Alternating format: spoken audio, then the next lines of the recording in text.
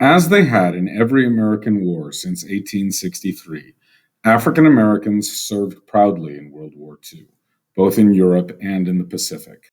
Stories of heroism among Black servicemen begin within minutes of the first American engagement, when the U.S. naval base at Pearl Harbor was unexpectedly attacked by the Japanese. During the attack, a young Black kitchen attendant named Dory Miller leapt into action and showed tremendous courage under fire. When his ship, the USS West Virginia, was hit in the initial Japanese attack, he carried wounded soldiers to safety. Then Miller began firing at the enemy with an anti aircraft gun he had never used before.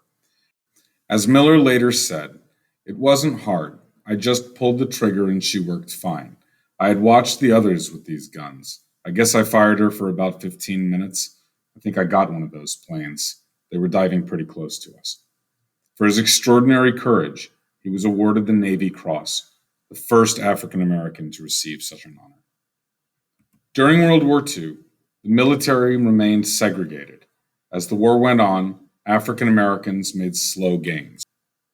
In all, 22 combat units fought in Europe. Among them, the 969th Field Artillery won a Distinguished Unit citation for outstanding courage.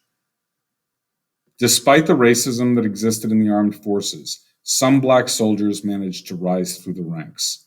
For example, in 1940, Benjamin O. Davis became the first African American general in the Army.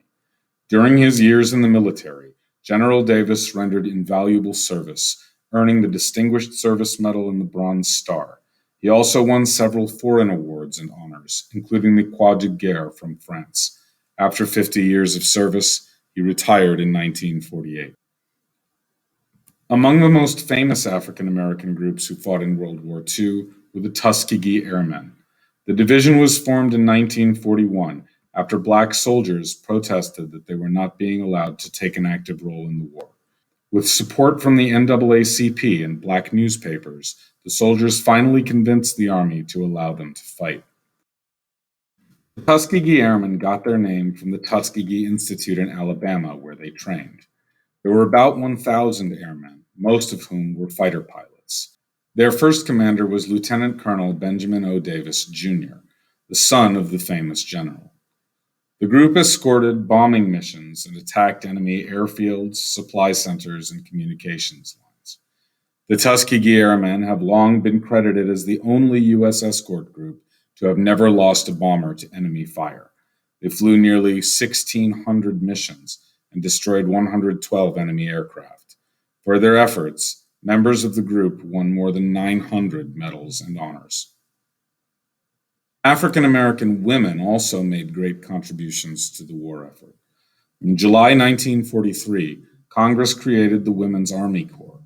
At first, the Black women who joined were only allowed such duties as hospital service for Black soldiers.